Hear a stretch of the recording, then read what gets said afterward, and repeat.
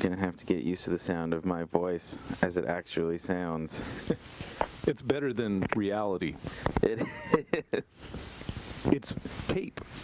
Oh, well, that should be a fucking tagline for something. I just made $10,000. Just right now. Schlarbomatic tape. It's better than reality. It's tape. It's Maxell, or I don't know, TDK. No, it's Maxell. Oh, God. It's Chris Schlarb. I'm here with my good friend, Mr. Philip Glenn. Hello. I did a ton of research before we got together. Oh, no. And I did no research. Good. I was thinking it would be kind of interesting for me, and hopefully it's interesting to at least one or two other people in the world, to know from sort of like your point of view, kind of like how we met, how we started working together, because obviously we've told the stories to ourselves and others many times about that fateful Polly Pesh session. Yeah. But I'd be fascinated to know, sort of from your point of view, you know, how all this started, because in the intervening years since we met, I mean, we've probably done, I don't know, 20 or 30 records together. Yeah, it's been a couple years. Been on tour. Jeez. Yeah. So I had been playing with one, Polly Pesh, Talip Peshkapia. He keeps changing his name. I finally got used to calling him Polly, and then he decided he wanted to be Talip again. Yeah. So I'm all confused. Talip is just Polly spelled backwards. I don't know if you knew that. That's why I did it. Oh, man. I need a piece of paper.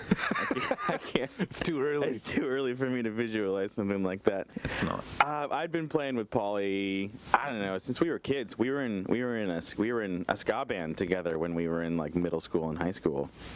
The briefcases, because in a ska band you always have to have a the and then insert random object. Really? As your name. I was never in a ska band. You're lost, man. You never were in a band with 10 people, 5 of which were band geeks you wanted to hang out with, so we had to find some way to get them in a band. This was like high school? High school, yeah. Oh, okay. I was listening to like Journey and 80s Kansas. Oh my gosh. Power. Oh man, I don't know if that's any better than early Mighty Mighty Boss Tones and Real Big Fish. I would say it is. A friend of mine that I went to school with, Dan Regan, or Reagan, I think it's Regan, I don't know. He was the trombone player in Real Big Fish. No shit. He's part of this Liberation Brewing Company. Oh yeah. They opened up a brewery or tasting room or something down the street. And like where we grew up, now I have a studio and he's got a brewery. And he's probably made more money on music than I have. He's figured things out. Oh geez. Well, you get a song in Clueless and then you're pretty much good to go. Is that what they did? I think it was either a Sellout or they had some cover of Come On Eileen or Take On Me. I can't remember. Music. Didn't Cherry Glazer, didn't one of the Real Big Fish dudes produce? Right. Carlos. Carlos. Yeah. Yeah, man. Real Big Fish. Jesus. Ruling the world. Terrifying, actually. Anyways, so me and Polly used to play in a ska band, and he was always one of those guys that was so, I don't know, he was like one of the more talented melodic writers I'd ever met. So much so that it was frustrating. Like, he would just like shit out like these beautiful things, and I would like slave away in my room trying to come up with some terrible thing that would never really be as instinctive or as just inherently valuable. Yeah. I don't know. It's frustrating. Some people just have that thing.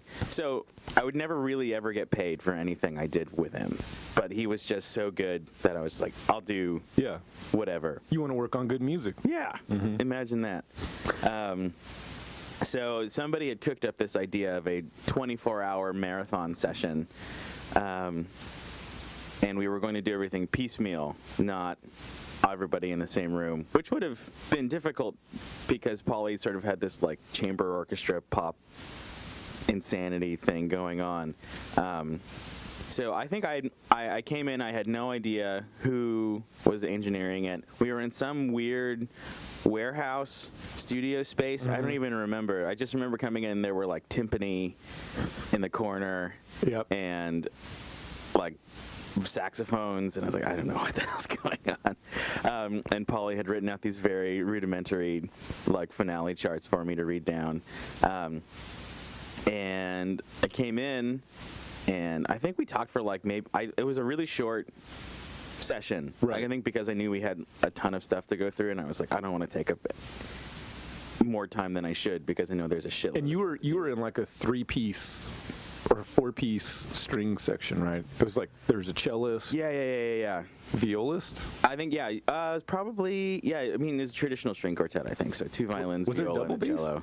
No, I don't think there was double bass. Yeah. And was Alex Ballerston still playing bass with Yes. Polly at that I think time? so. Yeah. And I remember just sort of coming in, doing my string parts really fast, and then I think I played a little bit of keyboard, and I remember very distinctly we talked about Steve Reich, Oh, right. and I think we couldn't decide how to pronounce his name, if it was Steve Reich or Steve Reich. Yeah. And I'm still to this day not exactly sure. Yeah, I don't know either.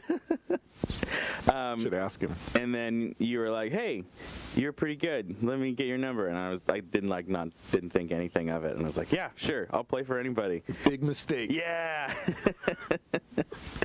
And then you called me to play on something for an iPhone app. Oh yeah, Strange Rain. Yes. Was that the first thing we worked on? That was the first thing post Polypesh Wow. that we worked on. That thing's still pretty cool, actually. Yeah. Yeah, that was for a guy named Eric Lawyer, who did a great iOS game called Reuben and Lullaby. And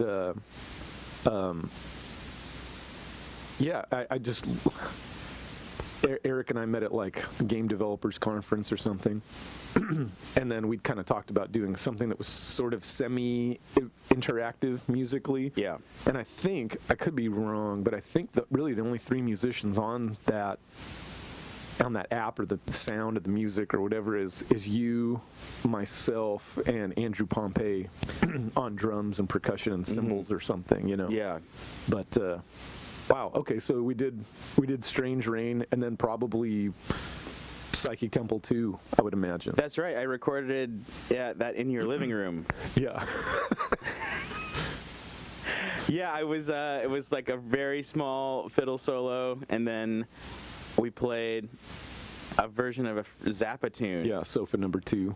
And I had no, it was a long line of projects where I sort of came in having little to no idea what I was about to be playing on, which is sort of a fun way to live your musical life if you can deal with it. Yeah.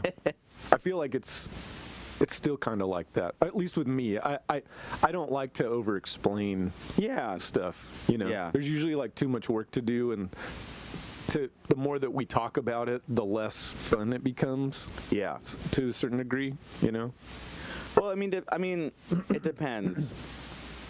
If you're like on some big crazy like orchestra date, like you sort of want to make sure you've got everything in a row. Right. So you rehearse everything and you practice everything.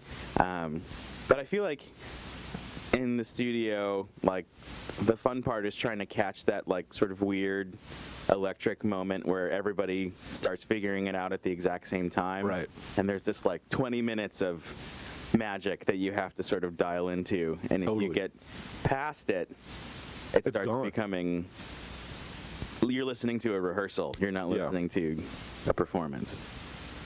Yeah.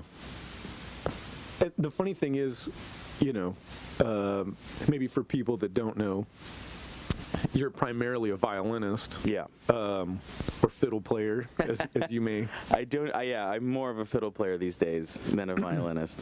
But for a lot of the things that we end up working on together, it's sort of like, hey, just bring everything. Bring everything. Bring your mandolin, bring your accordion, bring your fiddle. Yeah. And I'll probably have you end up playing piano. Yeah, you were the first person to ever hire me as a piano player. I I played piano all the way up through high school, and then college I decided I was going to focus on violin, because in music school, if you're a pianist, you're basically sentencing yourself to 4 to 5 years of sitting alone in a room by yourself playing scales, which is, depending on your personality, a giant hole of despair, or a wonderful retreat from the ills of society. But we were just talking about misanthropes, and before we started recording. I mean, it's interesting. I feel like one of the reasons why, and there's a lot of reasons why I think there are certain collaborations or artistic partnerships that work, and I feel like ours is one of those. Mm-hmm. There's a reason that we like just keep working together, and part of it is just because I think we just like each other. Yeah. But the other part, I mean, that's why, we went on the road. Picking people to go on tour is a very, very particular kind of exercise, For sure. And I figured that shit out over the years. And like taking you and Leanne on the road was just like, oh my God, like this is the easiest crew. Like not only are they like people that I like talking with, but we can like eat anything. They can kind of sleep anywhere. They don't have any, like, nobody has like allergies. Yeah. And they can just like play their instruments and are just easygoing, and you know what I mean? Like when you kind of add all that stuff up, it's sort of like, oh, let's go out on the road again. Yeah. Oh, for sure. Yeah. Anytime, man. All right. Yeah. Well, I've been thinking about it. Yeah. So to maybe sort of like, we don't have to go through our discography or anything, because I don't remember it anyway. But at the beginning of last year, we ended up putting out your record, Outsider. Right. Yeah. And I'm kind of curious what that process was like for you, because this was essentially coming on the heels of your band, the Show Ponies, kind of breaking up. Mm-hmm. And we had kind of made that record sort of knowing that was maybe looming on the horizon. Yeah. And that at the very least, the Outsider would kind of like give you an opportunity, or be kind of like a business card or a calling card to say like, hey, this is what I can do. This is what I want to do. This is my artistic statement. I'm kind of curious. Now it's basically been a year, right, since that record came out, and I'm kind of, I guess we never really even talked about like how did that feel, or what was that like, or what's it still like, or do you even think about it anymore? I think about it. I definitely think about it when I see the boxes of records in my house. So if anybody is interested in buying a Filipino kid's take on Appalachian music, you know who to come to. Yeah, Philip Glenn at Bandcamp or dot. What? Oh my God, I can't even fucking remember it. This is why I'm such a bad salesman. Some people, you meet people in life and they're like, they're not good at any one particular thing other than making money. Yes. Like they just have the making money. I wish I was good at that. I know. I'm good at making art. Yeah, yeah. Those things are not always happen. They don't always happen making at the same time. Yeah, there you go. If only we could monetize that. Oh my somehow. gosh. Yeah, like putting it in some sort of consumable form on the internet. I'm still working on it. But if I remember right, you sort of twisted my arm into making the damn thing in the first place. That's shocking to hear. But I've just been a sideman my whole life. I've most of the time I take musically for myself takes the form of like going to jam sessions or something like that, and like playing Irish music till 2 a.m. or something like that. And I joined the Show Ponies. It started out more as a folk band, more of a kind of a trad folk venture with indie elements. And by the end of it, it had become sort of more of an Americana, like folk rock, extravaganza with fiddle on top of everything. And I felt like I'd kind of like lost a little bit of what really made me love that sort of stuff, that sort of music. We were trying to like really concerned about packaging it in a way that would sell, or that record labels would be interested, or booking agencies would be interested. and I was just, I don't know, it sort of made me sad. And it kind of, but the group was successful. Yeah, right? I mean, you guys were touring regularly, and Yeah. I mean, you quit your job, your teaching job. I did. Right? Yeah. Which is crazy to think about. It's been 4 years now since I quit. So Yeah. I've been out of teaching for longer than I was in it, which for me is like a huge milestone. Yeah. Just sort of in my brain. You've been for 4 years just making a living as a musician. That sounds really crazy when you say it out loud. I know. The interesting thing is, and I hadn't thought about this, but our sort of paths are connected there too, because it's been about that long that I've been doing Yeah. music for a living as well. I don't think that they're unrelated. Yeah. There's a reason, like, you and I keep working on stuff together. Yeah. Part of it's just because, like, we're both doggy paddling, you know? Yeah, just, and it's kind of just like, keep your head above water, man. it's like, Phil's paddling right next to me, you know? And sometimes you can help each other in doing Yeah. that, you know? But there's also a kind of, like, urgency or an immediacy when it's like, I got to pay rent Yeah. with music. Yeah, definitely. So yeah. Do you need to pay rent with music? Because I do. Let's try to do that. Yeah, let's try and pay each Together. other. Yeah, that'd be great. Oh man. So as far as the record, the whole process was really cathartic for me, because I'm so used to sort of trying to fulfill other people's artistic visions, and I actually really love it. If you can sort of help somebody who's not sure what they want, help them find that thing that they're Right. trying to find, it's a very fulfilling experience. But this was very much kind of exactly what I'd hoped it would be. I'd really fallen in love with a lot of like Smithsonian Folkways and Alan Lomax field recordings of different folk musicians, and I'm sure they were all first takes of just whatever these guys had been playing. There's this wonderful immediacy to how those recordings, how the performances sound. The recordings sound like shit for the most part, but Yeah. that's just because of the limitations of field recording at the time. And I really wanted to try and capture that energy of those old recordings in some way. So one way to do that was to get musicians who don't normally play that sort of thing to play it, because they sort of are discovering it for the first time. So Shattuck, Anthony Shattuck, who's a longtime Big Ego collaborator, who's normally an amazing jazz bass player. Right. I just sort of asked him to come in and play 1/4s and 5s, and maybe occasionally 6s. Yeah. But And same with, like, Nathan Hubbard, who's, like, mostly like a jazz drummer, Yeah. but plays all kinds of stuff. Like, come in, he brought in with that, like, 50-inch snare drum, Yeah. you know? That thing Fucking was crazy, man.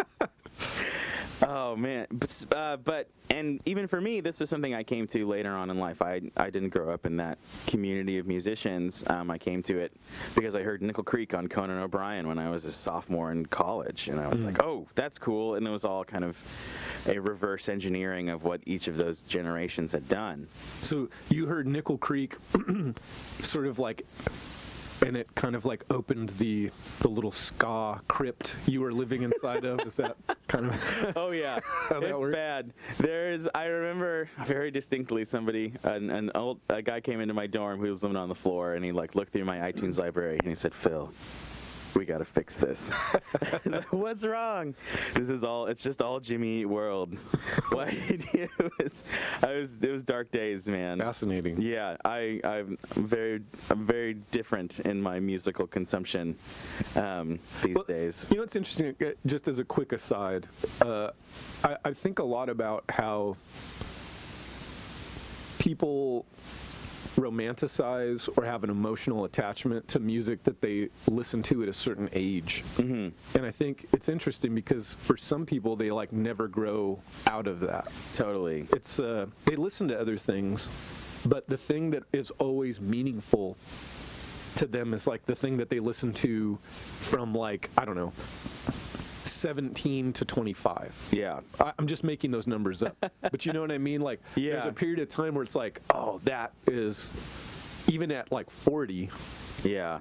that's still sort of almost like your comfort food Oh, of yeah. music, you know? I was driving. I went with some friends up to Cole's French Dip in downtown LA. Yeah. They may not have invented the French Dip, but I think it's better than Philippe's. They've perfected it. Yeah, and the fact that you can get one of the best old fashions in town along with it helps. Booze is always a plus for me. If you would like to send me any, I would accept it. In exchange for a copy of Outsider on vinyl. Oh yeah, a fifth of whiskey for a fiddle record. Let's get back to that barter economy. All right. But I was driving around a bunch of people, and it sort of turned into this weird musical nostalgia fest. Thanks, Spotify. Everyone just got to pick a song from when they were kids.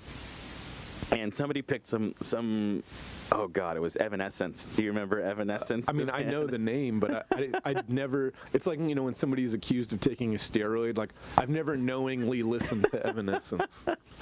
But it was this very strange moment where, like, everyone in the car just started singing with this sort of emotional fervor that I had never heard. These people who, a lot of them who had never met each other before, but who all had happened to be around the same age and listen to the radio at the same time. It was like your Bohemian Rhapsody moment. Oh my gosh, it was a very strange experience. I sometimes try and go back and see if things hold up. Like I went back, and I don't know if you're gonna agree with me on this one, but I actually enjoyed Green Day a lot as a kid. Yeah, I loved Green Day, and I went back to listen to Nimrod. I've never heard it. I was like right at the precipice of like Dookie. Yes. And I was like, hey, these are good pop songs. Yeah. And then I never listened to anything else. On purpose. Right. You know? Yeah. They were thrown at me. You like walk into Target or something, and you're just like, oh, Jesus. This is like sort of right before they were launched into becoming the thing that all punk bands must fear in the pit of their stomach, becoming a Broadway musical based on their music. Right. Right. You have become the man. Right. There's no I'm actually reading that new Beastie Boys book right now, which is incredible, and I think it's like Adam Horovitz kind of talks about this kind of concept of like become the thing you hate. Yeah. And how quickly the Beastie Boys sort of like became that kind of frat college douche persona, which they weren't. But they hated it, and they sort of like when they talk about like opening for Madonna and how they were sort of like, well, we don't know why we're here, but like all of the people in the audience look like Madonna. They're like all these like teenage girls and their moms with like fishnet, you know. Oh my God. And he was sort of like, oh, they're not gonna like our music, so we might as well like make them hate us, like make it be memorable. And I think that it's such a strange reversion to the mean that happens, I think, for a lot of artists in any kind, or just in people's lives. I know that for me, it's sort of like an act of choice each day. Mm-hmm. Like, just I think of a very basic thing, like the limitations of the studio of like, well, we don't have Pro Tools. Yeah. So I can't get tricked into working on shitty Pro Tools music. Very because true. I don't own it. Yeah. You know what I mean? Which some people would just say you're making a horrible business decision. Which it is. Yeah. I agree. But I would rather like fail than like get stuck, you know, tuning people's vocals or, you know, quantizing bad drum parts, or because all of those things kind of lead down a path toward like, oh, this music shouldn't have been made this way anyway. Yeah. And you're just paying me to like clean it up, which isn't what I ever wanted to do with my life. Right. Yeah, I ever. Right. I oh my gosh. So when me and Paulie were in that ska band, yes. I remember we were so excited we all pooled our parents' money together. to make like an EP or something like that. And we recorded some, oh my God, it was I can't even. It's so terrible. Love Juice Laboratories, some terrible, shitty recording studio in like Fullerton or. Yeah. I can't even remember because it was at the point where your parents still drop you off to get to wherever you're going, so you don't remember any streets. Yeah. You just get on the Magic Freeway and it spits you out wherever you're supposed to go. I think it's by Commonwealth. Yeah, man. In Fullerton. But I just thought of whoever that poor engineer was having to like. So we had a bass player, and he was a bass player, sort of in theory. Okay, gotcha. Like he was all of our friends, and he sort of had played bass, but sort of had an unbelievable like lack of rhythm. Like.